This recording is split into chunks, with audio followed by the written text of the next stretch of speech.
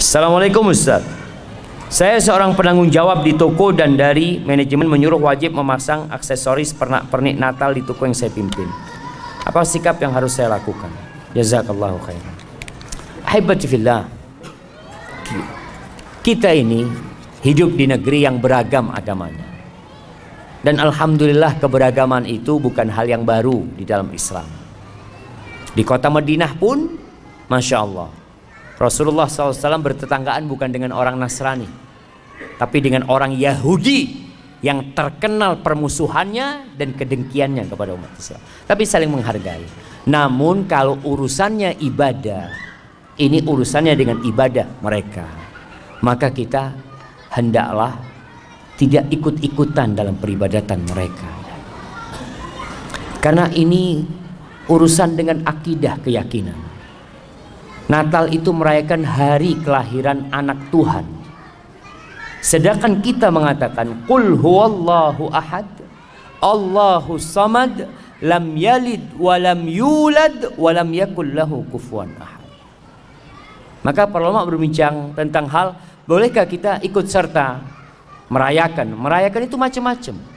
Salah satunya dengan tadi membuat sebuah, ya, kalau bicara pasang aksesoris yang mengingatkan kalau ini memang adalah menyambut hari Natal mereka. Yang Nasoro silahkan, silahkan yang Nasoro mengadakan, membuat hal itu. Tapi yang Muslim la jangan. Karena kita diajarin sama Allah, lakum dinukum waliyadin. Dulu jemaah, orang-orang musyrikin itu kebingungan bagaimana menghadang derasnya arus orang masuk Islam. Kebingungan mereka. Dan orang-orang yang masuk Islam itu nggak bisa keluar dari Islam. Yang benar Islam. Di masa Nabi Muhammad SAW, Abu Sufyan ditanya, adakah orang Islam? Yang tanya siapa? Raja Romawi, Herakles. Adakah orang yang masuk Islam kemudian keluar karena benci sama agamanya? Benci sama agamanya? Nggak ada. Nggak ada. Bilal disiksa seperti itu, nggak keluar dari Islam. Sumayyah dibantai, disiksa sampai mati, nggak keluar dari Islam.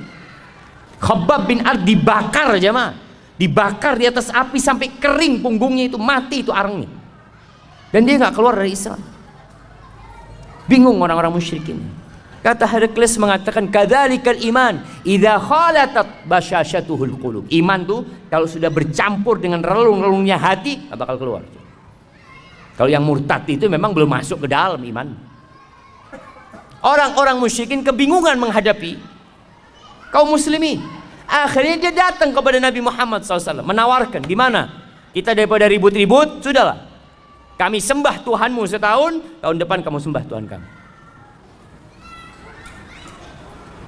Mereka tuh nggak cinta sama Tuhan mereka. Mereka siap untuk tukar-tukaran Tuhan. Iya. Allah, kalau orang beriman, kata Allah, walladzina amanu asyaddu hubban lillah. Orang beriman lebih cinta kepada Allah daripada kecintaan orang-orang musyrikin kepada Tuhan-Tuhan mereka, sehingga mereka siap bergonta-ganti Tuhan. Sedangkan kita langsung turun firman Allah, qul ya ayyuhal kafir la a'budu ma ta'budu wala antum a'biduna ma a'bud wala ana a'bidum ma abadtum wala antum a'biduna ma a'bud lakum dinukum waliyadin. Bagimu agamamu, bagimu agamaku. Wa in kadzabuk faqul li amali wa lakum amalukum antum bari'una mimma amal wa ana bari'un mimma ta'malun. Aku berlepas diri dari kerjaan kalian dan kalian berlepas diri dari kerjaan kami loh. Kita nggak sama. Karena muncul sekarang suara-suara yang mengajak semua agama sama. Nggak sama, jemaah. Jangan disamakan. Kita hidup beragam, kita toleransi. Kita menghargai non-muslim, monggo. Jangan sampai ada lagi bom-bom gereja seperti yang terjadi beberapa tahun yang lalu. Nggak ada jemaah. Islam menghargai mereka beribadah selama mereka tidak memerangin, bertetanggaan dengan mereka. Mereka punya anak, kita ucapkan selamat, nggak apa-apa. Antum kasih hadiah, kasih oleh-oleh buat anaknya, kasih pakaian, ini toleransi.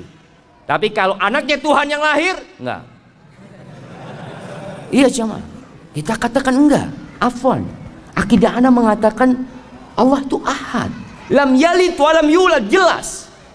Kalau antum yang punya anak, anak kasih hadiah, anak ucapkan selamat.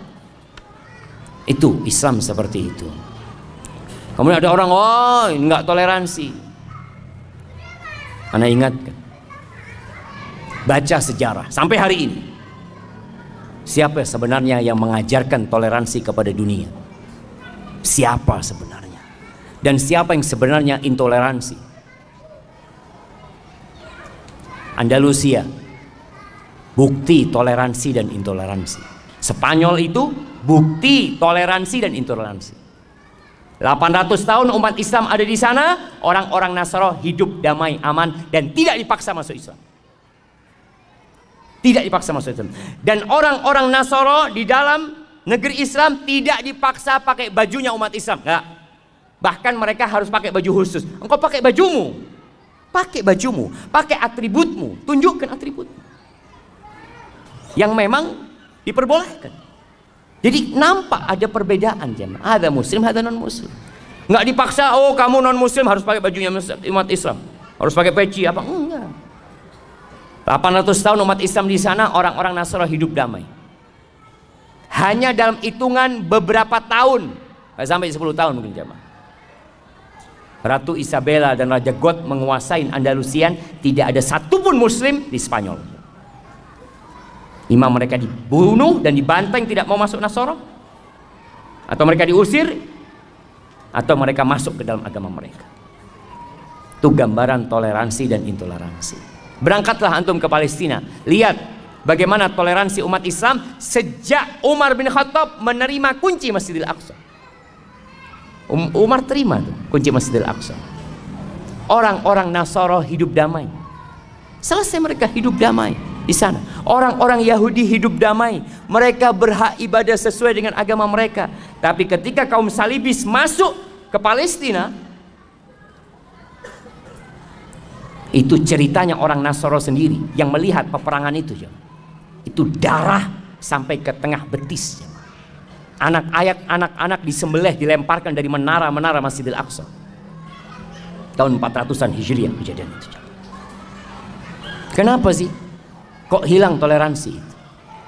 Ya, kalau engkau berkuasa menang, ya silakan. Seperti yang dilakukan umat Islam ketika menang Nasara, dipersilahkan untuk beribadah. Dan berbeda ketika Salahuddin Al-Ayyubi kembali menguasai Masjidil Aqsa. Apakah dia balas dendam, dibunuh kembali itu anak-anak orang Nasara? Lah. Jangan anak-anak orang Nasara, pemimpin kaum salibis disuruh pulang, fadhon kau pulang sudah. Dan subhanallah jemaah, maka kalau bicara toleransi, Islam mengajarkan toleransi. Kalau ada mungkin oknum umat Islam yang melakukan ya pengrusakan, ya dia tidak mengatasnamakan Islam, ini pribadi dia. Tapi ingat, kita jaga kebersamaan kita di negeri ini. Kita tunjukkan bahwa Islamlah yang mengajarkan toleransi. Dan semoga Allah Azza wa Jalla menjadikan kita orang-orang yang menegakkan agamanya. Hadza wallahu a'lam.